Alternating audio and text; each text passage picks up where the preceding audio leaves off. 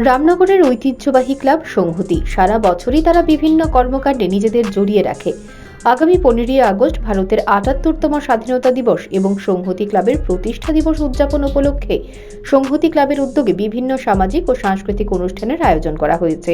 সেই সকল কর্মসূচি সম্পর্কে সোমবার ক্লাব গৃহে আহত এক সাংবাদিক সম্মেলনে বিস্তারিত তুলে ধরেন ক্লাবের সম্পাদক দীপক মজুমদার। বৈঠকে উপস্থিত ছিলেন সভাপতি শিশির মজুমদার সহ ক্লাবের অন্যান্য কর্মকর্তারা।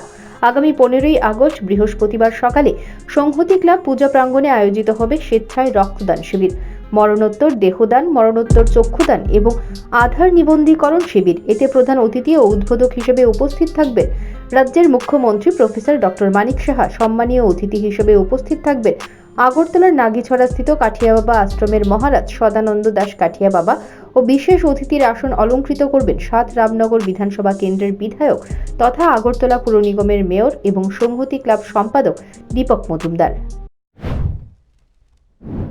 সংহতি ক্লাবের প্রতিষ্ঠা উপলক্ষে আমাদের কাছে সামাজিক এবং সাংস্কৃতিক অনুষ্ঠানে আমরা হাতে নিয়েছি 25 বছরে নেয়। 15 আগস্ট আমরা সকাল 11টায় আমাদের স্বেচ্ছায় রক্তদান শিবির, মরণোত্তর দেহদান, মরণোত্তর চক্ষুদান এবং আধার নিবন্ধীকরণ এই অনুষ্ঠান থাকবে। প্রতি বছরে আমরা এই অনুষ্ঠানটা করি। এই মহৎ অনুষ্ঠানে আমাদের উদ্বোধক এবং প্রধান অতিথি হিসেবে উপস্থিত থাকবেন রাজ্যের মাননীয় মুখ্যমন্ত্রী প্রফেসর ডক্টর মানিক সাহা মহোদয়। আমাদের মধ্যে উপস্থিত থাকবেন বিশেষ অতিথি হিসেবে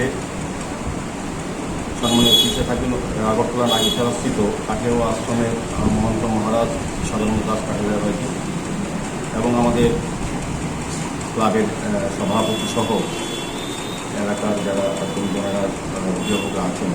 এবং সার্বিকভাবে সারা রাজ্যবাসীর কাছে আমরা আবেদন রেখেছি আমাদের একটা রক্তদান উৎসবে বা শিবিরে যাতে অংশগ্রহণ করেন।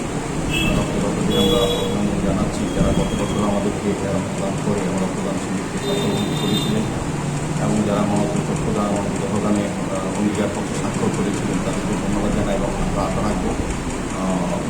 এদিনের এই অনুষ্ঠানে ত্রিপুরা ক্রিকেট অ্যাসোসিয়েশন আয়োজিত 2023-24 সালের সদর সিনিয়র ক্লাব ক্রিকেটে সংহতি ক্লাব ত্রিমুকুটের শিরোপা অর্জন করে। বিজয়ী খেলোয়াড়দের ক্লাবের পক্ষ থেকে সংবর্ধনা প্রদান করা হবে এদিন। প্রস্তুতি চূড়ান্ত সংহতি ক্লাবের।